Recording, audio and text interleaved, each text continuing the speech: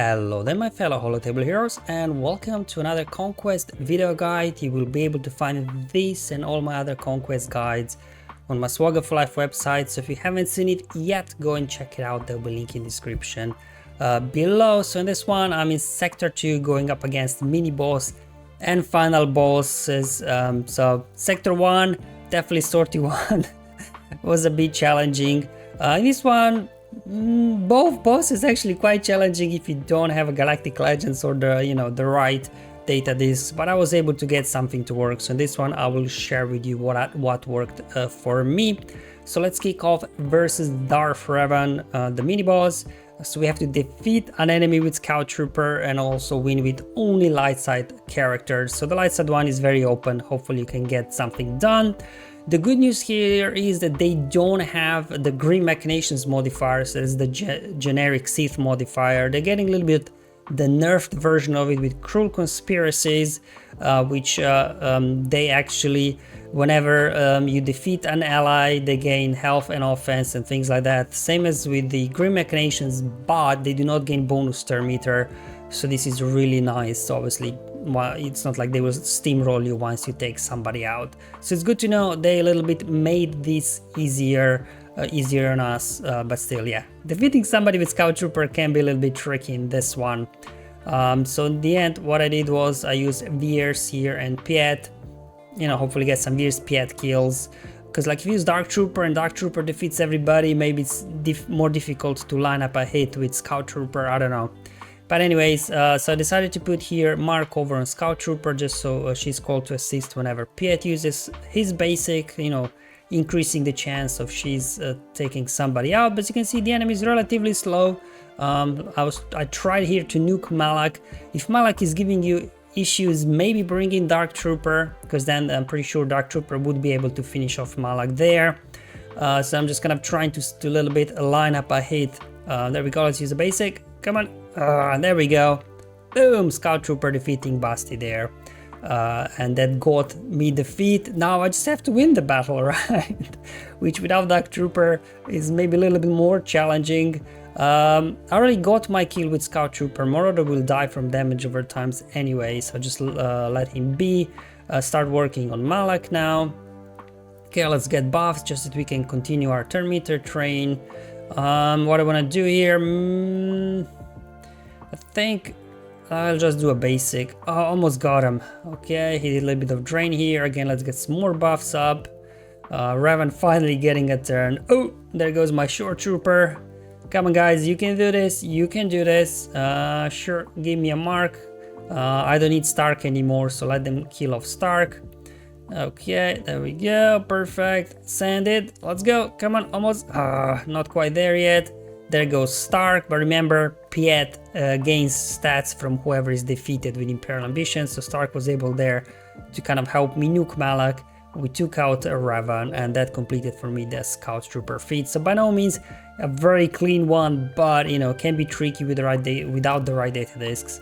But hopefully you can put something like this together with your troopers. But maybe this was meant for Dark Trooper Moff Gideon, I don't know, because he's the latest and greatest thing we have from Conquest.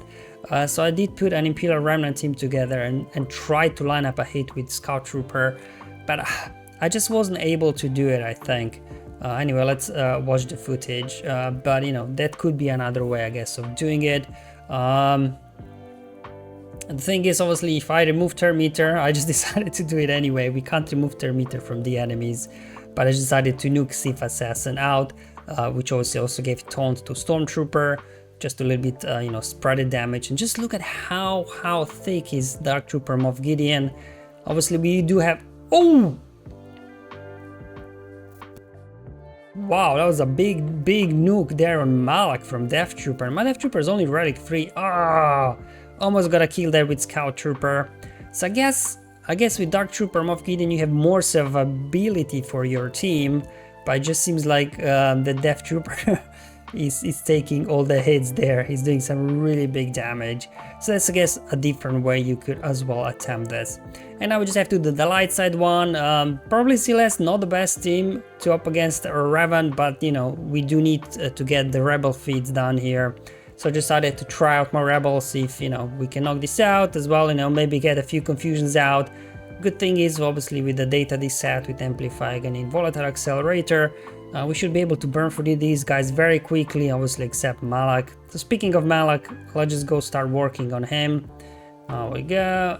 Okay, yeah, sure, just give me a basic on Marauder. We can't stun while Darth Revan is alive, unfortunately. Alright, hang in there, 3PO and Chewie, hang in there. Okay, give me some counterattacks, and there we go. We got Malak down, and we can just go ahead and finish off Revan. So I was able to actually keep everybody alive for a 3-star victory, so I will take it. So let's go ahead now, move on to the final boss. When you look at this Zori team, yeah, you know, it's okay. We should be able to handle these guys, but oh boy, these guys are very, very deadly.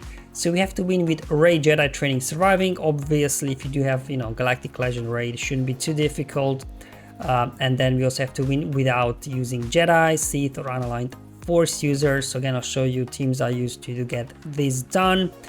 Forgot to share the modifier of actually the final boss here. I don't know why I didn't record it, but they're just getting their standard Fearless Fortitude modifier, which gives them bonus turn meter whenever they gain a buff, and they're getting lots of buffs. So if these guys get rolling, you will be in trouble. That's why I'm not running a full resistance lineup here, because we need Malak with Voluntary Vanguard to get obviously hit, so he fears. But the issue is that enemies, they have stuns, so that's why I'm bringing in Watt on board there just to put a tank tech on Malak. So whenever he gets a turn, his bonus turn, he can cleanse, stun, and then drain somebody. Or I guess you could use Treya as well, because she does the same thing, right? She would cleanse of Malak. She could even isolate somebody, so potentially Treya could be here more useful. So let's go ahead, put a tank tech over on Malak, so now he can cleanse himself. Sure, I'll just go ahead and drain Fiend to begin with. He's taunting anyway, so he's gonna be annoying. There we go, Malak keeping everybody in fear. Let's just go ahead, keep working on Fiend. Here comes the damage immunity from Sortie. Do you know what? I think I'll just do a basic, do some damage on Fiend. I don't need to worry about Illuminated Destiny in this one. There we go, Malak again cleansing himself because of tank tag, draining out Fiend. So we got one tag out. I'm gonna put a weapon tag over on Rey. Let's get some, I guess, translation spreading here. We go. Poe died as well. We can now take care of Finn. Let's go ahead and do that. Okay, bonus got his, it looks like Finn got his bonus turn meter there. Let's go ahead and finish off Poe. We got Zori out in the open. She's feared. Let's go ahead and drain her. Okay, wasn't able to quite get to her. Let's go ahead, ability block Finn. Sure, let's trigger those damage over times. Finally finishing off Zori. And there we go. Was able to keep my Rey alive through this one with help of Malak and Watt. So that's the Rey feat. So now we do have to get the Hokey Religion's feat. I think I tried Grievous, but they just got nuked. So I'm like, I tried Standard Imperial Troopers. They just got nuked. And then remember, like Iden, once you do have obviously these data discs with Amplify, Negi, Goni, and Volatile Accelerator, right? Iden will start with 100% turn meter, so she will be able to go first, and we can instantly nuke somebody. So I just decided to give this a go.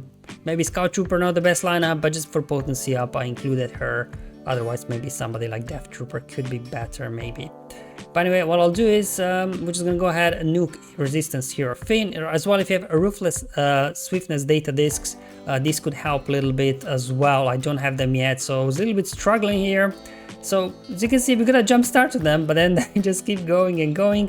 Now, luckily, Scout Trooper, she is in stealth, and without Finn, they don't have AoEs. And Iden, she will keep reviving as long as she has an ally alive. So we're kind of doing the cheese like we used to do, remember, with zombie acolyte cheese, where you can't kill a zombie while acolyte is alive and she's in stealth. So it's kind of similar cheese here with this team. They just keep hitting Iden. She's constantly counterattacking, obviously doing lots of damage, and they just can't take her out. Let's go ahead. Zori's out in the open. Let's go ahead, take her down. There we go, and now we just have to finish off Finn. So I was just able to kind of cheese my way through with this one. So actually, in the end, I guess you could say that bringing in Scout Trooper was a smart move because she was able to help me out to cheese my way through this one. So it's always good to see when we get some opportunities for cheese or even in boss battles. Alright guys, so hopefully this video was useful and helpful, just showing you what teams and data disks I use to beat all of these mini boss and final boss feats. Thank you for watching. Hopefully I'll see you in a Sector 3 video, but until then, have fun, enjoy your life, and may the RNG be with you, my friends.